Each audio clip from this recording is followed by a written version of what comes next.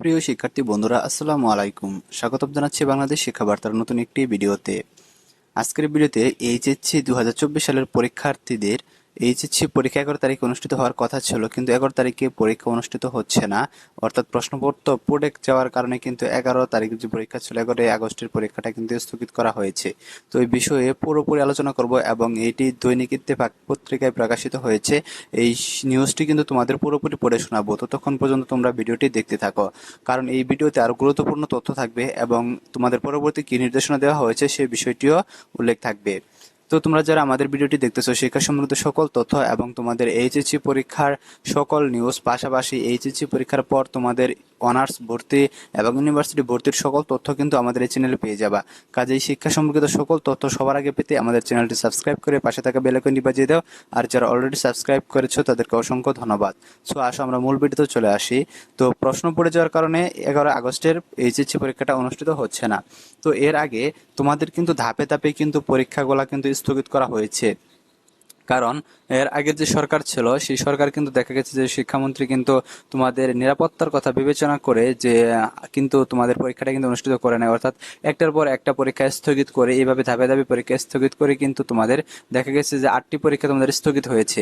তো এই স্থগিত পরীক্ষাগুলো কিন্তু পুনরায় আবার কিন্তু তোমাদের 11 তারিখ থেকে অনুষ্ঠিত হওয়ার কথা, অর্থাৎ 11 তারিখ থেকে একটি রুটিন প্রকাশ করেছে যে তোমাদের 11 তারিখ থেকে পরীক্ষাটা অনুষ্ঠিত হবে। কিন্তু এই আন্দোলন, কোটা আন্দোলনটি কিন্তু দেখা যাচ্ছে যে এক দফা দাবিতে যখন রূপান্তরিত হয় তখন আন্দোলনের মুখে কিন্তু প্রধানমন্ত্রী পদত্যাগ করতে বাধ্য হয় এবং সরকার কিন্তু অচল হয়ে যায়। আজকে কিন্তু সরকার কিন্তু যে সংসদ রয়েছে, সংসদ কিন্তু ভেঙে দিয়েছে রাষ্ট্রপতি। তো নতুন তত্ত্বাবধায়ক সরকার কিন্তু গঠন করা হচ্ছে।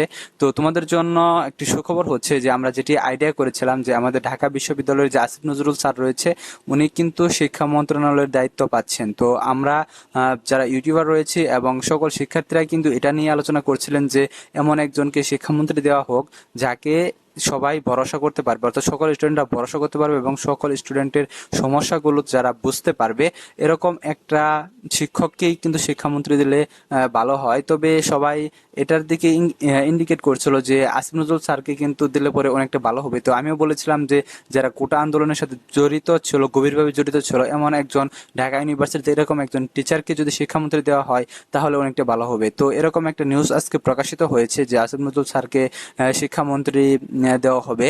তো যাই হোক, এখন আমরা মূল বিষয়ে চলে আসি, যেটা হচ্ছে যে প্রশ্ন পড়ে যাওয়ার কারণে যে পরীক্ষাটা হচ্ছে না। তো বিভিন্ন থানায় বিভিন্ন জায়গায় কিন্তু দেখা যাচ্ছে যে তোমাদের পরবর্তী পরীক্ষা যেটা হবে সেই প্রশ্নগুলো কিন্তু থানায় থানায় পৌঁছে গিয়েছে, যার কারণে দেখা যাচ্ছে যে দুর্বৃত্তরা যে থানায় হামলা চালিয়েছিল এর জন্য কিন্তু থানায় অনেক ভাঙচুর, আগুন দিয়ে পোড়ানো হয়েছে কিংবা ছিন্ন ভিন্ন হয়ে গেছে প্রশ্নপত্রগুলো। এমনও হতে পারে যে প্রশ্নপত্রগুলো এক প্রকার প্রশ্ন ফাঁস হয়ে গেছে, কারণ প্রশ্নগুলো দুর্বৃত্তরা যদি নিয়ে যায় তাহলে কিন্তু এই প্রশ্নটা কিন্তু ফাঁস হয়ে যায়। এর জন্য দেখা যাচ্ছে যে এই পরীক্ষাটা কিন্তু শিক্ষা বোর্ড কিন্তু স্থগিত করেছে এবং পরবর্তী নির্দেশনাও কিন্তু তারা দিয়ে দিয়েছে। পত্রিকাতে তারা কি বলেছে আমরা এটা বিস্তারিত পড়ে নিই। তো আমরা দেখে নিচ্ছি বিস্তারিত।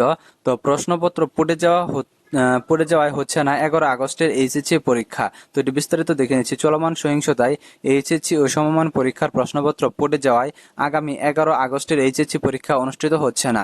মঙ্গলবার 6 আগস্ট ঢাকা শিক্ষা বোর্ডের চেয়ারম্যান অধ্যাপক তপন কুমার সরকার গণমাধ্যমকে এ তথ্য নিশ্চিত করেছেন।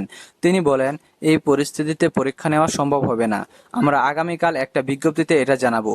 বিভিন্ন থানায় আমরা যে প্রশ্ন পাঠিয়েছিলাম সেগুলো পড়ে গেছে, এগুলো আবার নতুন করে ছাপাতে হবে। কোটা সংস্কার আন্দোলনকে ঘিরে সহিংসতায় শিক্ষার্থীদের নিরাপত্তার কথা মাথায় রেখে দফায় দফায় চলমান এইচএসসি ও সমমান পরীক্ষা স্থগিত করা হয়। 3 দফায় 8 দিনের পরীক্ষা স্থগিত করেছে শিক্ষা বোর্ড। পরবর্তীতে 11 আগস্ট থেকে নতুন সময়সূচিতে পরীক্ষা নেওয়ার কথা জানানো হয়। তবে প্রশ্নপত্র পড়ে যাওয়ার কারণে ওই দিনের পরীক্ষাও স্থগিত করা হয়েছে।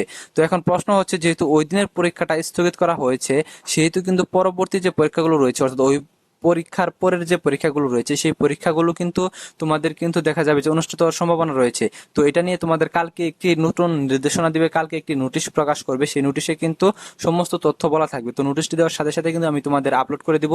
তো তোমরা যারা এখনো আমাদের চ্যানেলটি ফলো করো নাই, শিক্ষা সম্পর্কিত সকল তথ্য সবার আগে পেতে আমাদের চ্যানেলটি ফলো করে রাখো। পাশাপাশি আমাদের এই চ্যানেলটি যদি তোমরা সাবস্ক্রাইব করে পাশে থাকা বেল আইকনটি বাজিয়ে রাখো তাহলে তোমরা নোটিফিকেশনে সবকিছু পেয়ে যাবে।